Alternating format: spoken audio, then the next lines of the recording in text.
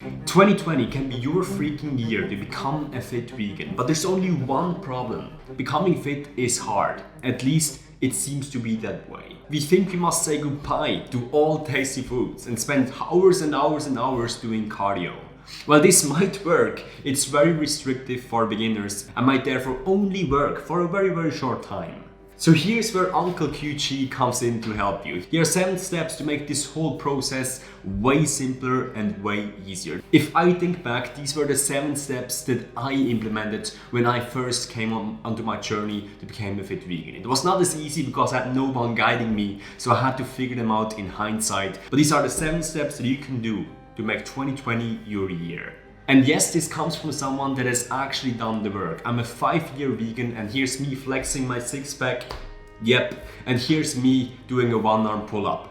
Yep. So I'm pretty sure if you watch this video until the very end, you will find becoming a fit vegan way easier. The only thing that I ask in return for this becoming a fit vegan awesome advice is to smash the goddamn like button and leave a YouTube comment down below for the YouTube algorithm gods, so our channel stays in good favor. Okay guys, let's hit it.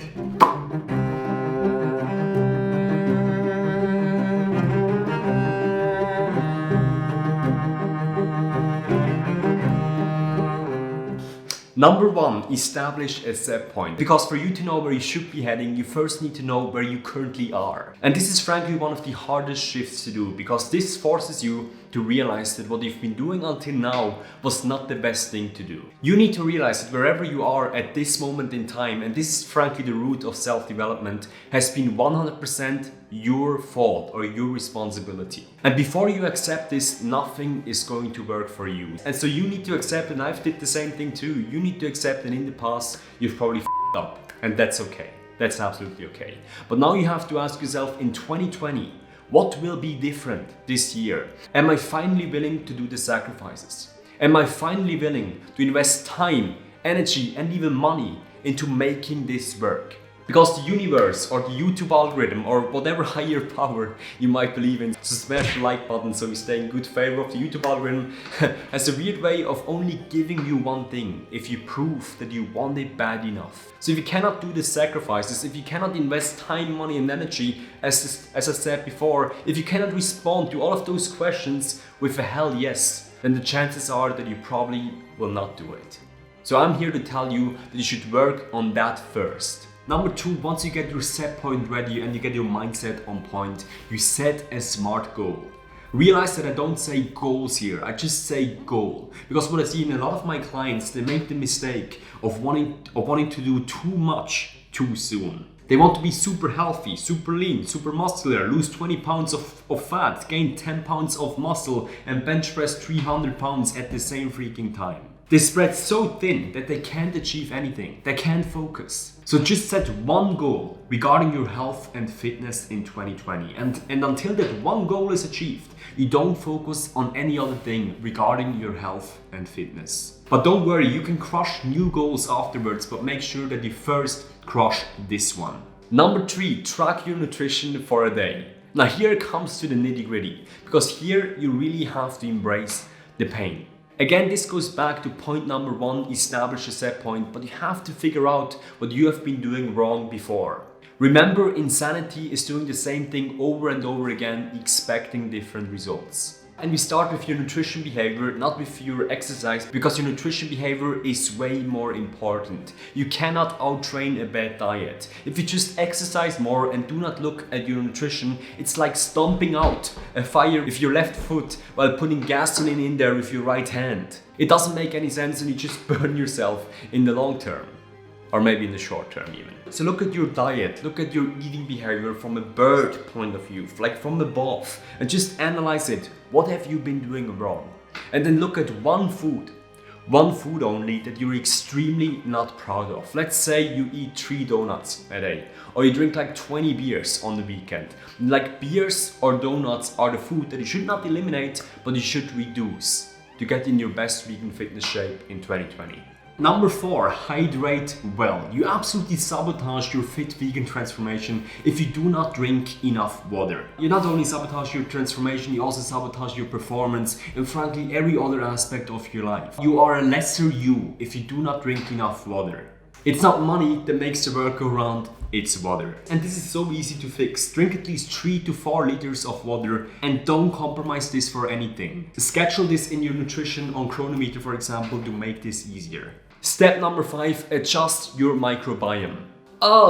This is an awesome step. Ask yourself simply, which kind of healthy stuff, which kind of vegetables and fruits do you love? And then simply eat more of that stuff. So this is amazing, this is genius. And the reason why is because your body is primed to only eat a certain amount in kilos and a certain volume of food every single day. So if you simply eat more of the good stuff, your stomach, or you frankly, have less time and less space to eat the bad stuff. What I usually do is I just eat more vegetables for lunch and dinner as one of the early steps to get my microbiome and frankly my body back in order. So as a very simple guideline right here, take a look at your Chronometer and aim for 30 grams of fiber every single day. If you eat more fiber, this makes you absorb less of the calories in your food and it makes you feel more satiated, so your weight loss or frankly your transformation to a fit vegan version of yourself is way easier. Number 6, fight against your brain. This step is not that good because right now we go to the really hard part. You start fighting against your brain. Why? Because one of your main tasks that your brain has is to keep your body at your set point, is to keep your body on a thing called homeostasis, which means exactly the way you are. So take a look at the day that you tracked in your app or in Chronometer, for example, right here, and adjust your calories. If you want to gain weight, you need to eat more calories. If you want to lose fat, you need to eat less calories. So if you want to lose weight, you start by eating 500 calories less every single day. This is quite doable, it's not that aggressive, but it will get you to your weight loss as fast as you can and as sustainable as it can. If you want to gain weight, on the other hand, you have to increase your calories by 300. Just start with 300 and then measure your weight on a regular basis, ideally every single day, to make sure that you move towards your goal. Now again, this will be way harder than just eating more fruits or vegetables, for example, because here you start to fight against your brain. So track your food intake regularly to make sure that you're on point. And number 7, finally, the last step is to master your workout. Now, why is workout the last step? Because you simply cannot outtrain a bad diet, as we've seen before. And most people start with this step. They go like on the 1st of January, on the 2nd of January, to go out and run. They run for like 2 hours, like 1 hour, and they completely collapse afterwards. But this makes no sense if you eat the donut afterwards, because all of your efforts have been futile. And 3 months later, you look in the mirror and you see 0 results for all the effort that you've put in. But what is the best way to train? And see that it really depends on your specific needs. Your workout schedule should be suited back to number 2 to your goals and to your set point. If you want to lose weight, then one of the best exercise to do is a combination between weightlifting and cardio. But if you can only do one thing, then it's probably cardio, because cardio burns more fat and more calories than weightlifting does. So aim for at least 2 cardio sessions a week. You can start by walking, and afterwards, when you get better, you can start with running or increase the frequency of the cardio.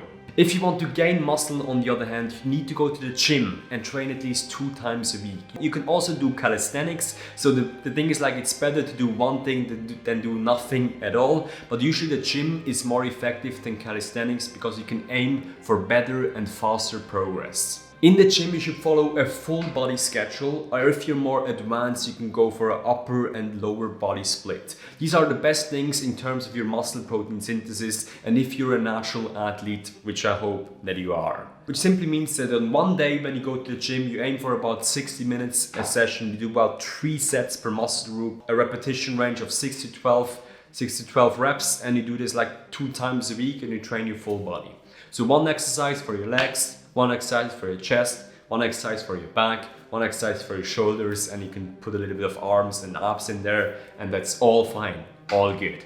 Okay guys, these were the 7 simple steps to follow to become a fit vegan. Number 1, establish a set point. Number 2, set a smart goal, not goals, just one goal. Number 3, track your nutrition for a day. Number 4, hydrate well. Number 5, adjust your microbiome. Number 6, fight your brain. And number 7, master your workouts. That's all cool, but if you want to gain an unfair advantage to become a fit vegan in 2020, then download my free and concise ebook called The Fit Vegan Secrets. It outlines 7 mistakes that you make that fit vegans don't. It has been downloaded over 400 times now in the last few days, and it has helped vegans just like you tremendously. And yes, it's 100% free. The reason I give it to you is because I know that some of you are so amazed by the awesome free content there that you will decide to sign up for my vegan coaching afterwards. That's my hidden agenda here.